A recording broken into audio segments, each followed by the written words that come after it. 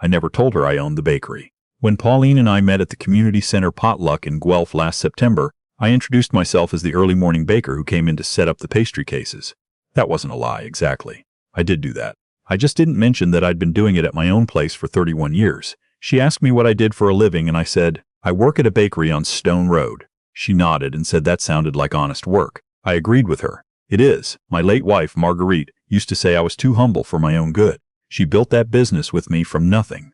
A rented kitchen, a second-hand oven, and about $1,200 we'd scraped together after our youngest started school. By the time she passed, 4 years ago now, we had 3 locations across Guelph and Kitchener, a small commercial contract with 2 hospital cafeterias, and a house on Edinburgh Road that was paid off entirely. She never stopped being proud of what we'd built. I never stopped missing having someone to be proud with. That's the part they don't tell you about being a widower.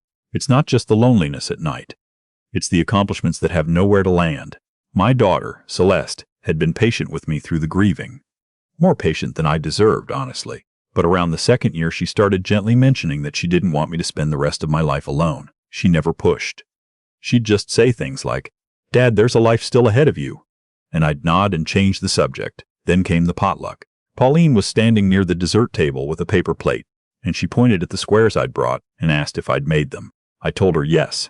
She said they were the best Nanaimo bars she'd had since her mother stopped baking in the 90s. We talked for 2 hours. She was 61, recently retired from a career in hospital administration in Hamilton, and had moved to Guelph to be closer to her adult son. She was warm and funny, and she laughed with her whole face. I drove home that night and sat in the kitchen for a long time. I called her 3 days later. We went for coffee, then dinner, then a walk along the Speed River that lasted almost 3 hours because neither of us wanted to stop talking. I told her about Marguerite. She told me about her marriage that had ended in divorce 17 years earlier. She said her ex-husband had been charming in the beginning and that she'd learned to pay attention to what people do rather than what they say. I liked that about her. I liked a lot of things about her. By November, we were seeing each other twice a week. By December, we were cooking dinner at each other's places. She met Celeste just before Christmas, and my daughter was polite and warm in the way she is when she has reservations but loves me enough not to voice them immediately. Afterward, in the car, Celeste said, She seems nice, Dad. I said, I hear a but in there. She was quiet for a moment. It's just fast. You've only known her 3 months. I told her I wasn't a kid, that I knew what I was doing. I believed that when I said it. Pauline's son, Bryce, was 34 and lived 20 minutes away. I met him in January over a Sunday dinner at Pauline's apartment. He was tall, well-dressed, the kind of man who checks his phone while someone else is talking and doesn't notice that he does it. When Pauline introduced me, he gave me a handshake that felt more like an assessment than a greeting. So you work at a bakery, he said, halfway through the meal. I do, I said. Early hours, he said, very. He seemed to lose interest in me after that, which at the time I thought was fine. I wasn't there to impress him. Pauline and I got engaged in March. I know how that sounds. 6 months. I know. Celeste hugged me and said she was happy for me, and then she cried a little in the car and thought I didn't notice. I noticed.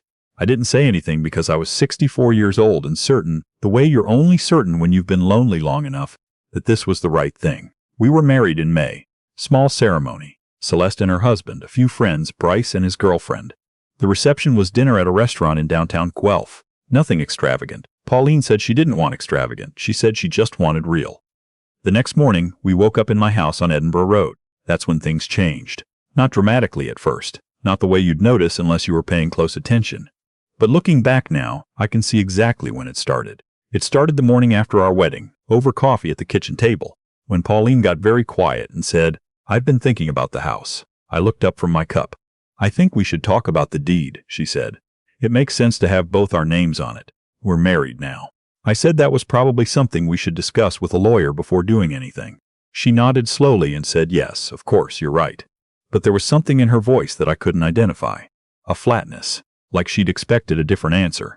I told myself I was imagining it. 2 days after the wedding, Bryce came by the house. I hadn't invited him. Pauline said she'd asked him to help move some boxes from her old apartment, which was fine. I understood that. But Bryce didn't move any boxes. He walked through my house the way you walk through a place you're already calculating the value of. He stood in the backyard for a long time and then came back in and said to Pauline, loud enough for me to hear from the hallway, it's a good lot. Backing onto the park.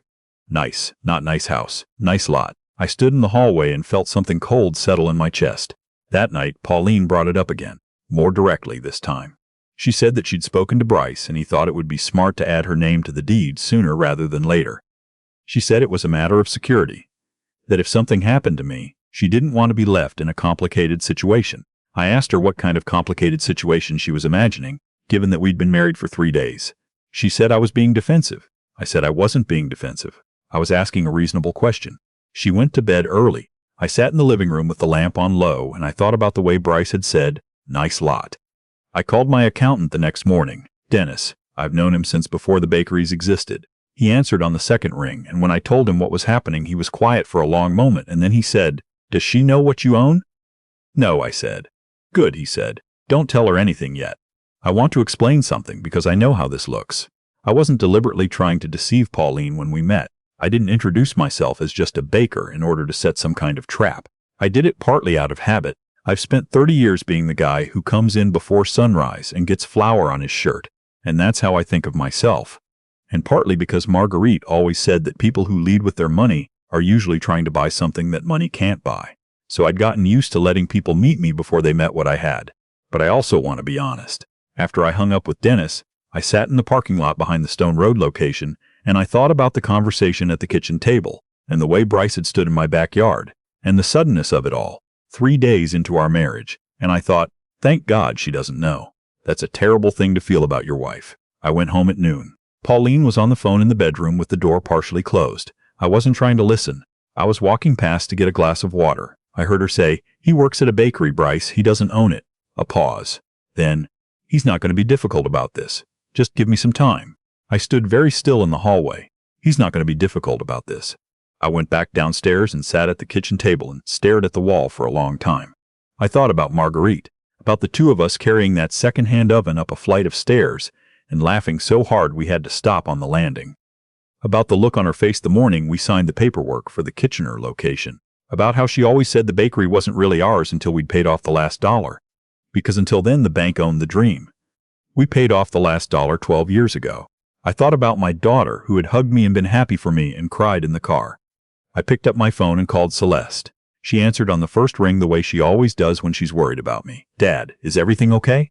"I need to talk to you," I said. "Not on the phone." She came over that evening with her husband, Joel, who is a quiet, steady man and one of the better judges of character I've ever known. I told them what had happened. The deed conversation, the phone call I'd overheard, Bryce's comment about the lot. Joel didn't say anything for a moment. Then he said, "What did you tell her you do for work?" I said I work at a bakery. He looked at Celeste. She looked at me. "She thinks you're an employee?" "Yes." Another silence. "Dad," Celeste said carefully, "what are you going to do?" I said I didn't know yet, but I knew I needed to find out what I was dealing with before I did anything. Dennis connected me with a lawyer named Patricia, someone he trusted who specialized in family and estate law. I met with her 2 days later, a week into my marriage. She asked me very direct questions and took very precise notes. At the end, she said that until my name alone was on the deed and the bakery ownership documents remained unchanged, I was reasonably protected in the short term. She said the situation I was describing was not uncommon, and that she'd seen it go in several directions, and that the most important thing was not to change any documentation until I had a much clearer picture of what was happening. She said, "Do you want this marriage to work?" I said I didn't know anymore. She wrote something down and said, "Then you need to find that out." What followed was 3 of the strangest weeks of my life. I was living in my own house with a woman I'd married 6 weeks earlier, knowing that she believed I was a man with a modest income and no particular assets, and watching, with a clarity I wish I didn't have, everything that revealed itself in that context. The requests didn't stop. They just changed shape. One evening she mentioned that Bryce was looking at buying a condo, and that the market was difficult, and that family helped family when they could. She said it conversationally, not as a direct ask. She watched me while she said it. I said, "That's true." She waited. I said, "It must be stressful for him." The warmth in her face shifted almost imperceptibly. "You're not going to offer to help," I said. "I work at a bakery, sweetheart. I'm not in a position to buy anyone a condo." What happened in her expression at that moment, I'm not going to describe it in detail because some things are too sad to press on too hard. But I will say that it was not the face of a woman who had married me for the right reasons. She recovered quickly. She said of course, she understood. She wasn't suggesting anything. She got up and made tea. But I had seen it. I called Patricia the next morning. I told her I had my answer. What happened after that I'll try to describe as simply as I can, because it was not simple and it was not painless, but it doesn't need to be made more dramatic than it was. Patricia drafted the separation paperwork. Dennis made sure nothing had been altered or transferred during the weeks of our marriage. Because Pauline had never known what I actually owned, she had no legitimate claim to any of it. Not the house, not the bakeries, not the investment accounts. There was a process. There were conversations with lawyers on both sides. There were things said that I won't repeat. Bryce called me once, about a week into the formal separation. He was angry in the brittle way that people get when a plan fails and they need someone to blame. He said I had been dishonest. He said I had misrepresented myself. I let him finish. Then I said, "I told your mother I worked at a bakery. That's the truth. I do work at a bakery. I have for 31 years. He said that wasn't the point. I said, "I know it isn't." I hung up. Celeste came by the house the following Sunday with containers of food, and she sat with me at the kitchen table for 3 hours. She didn't say I told you so. She's not that kind of person. She just sat with me and we drank too much coffee, and at one point she reached across the table and held my hand for a minute without saying anything. That's the thing about having people in your life who loved you before you had anything worth taking. They're still there when someone tries to take it.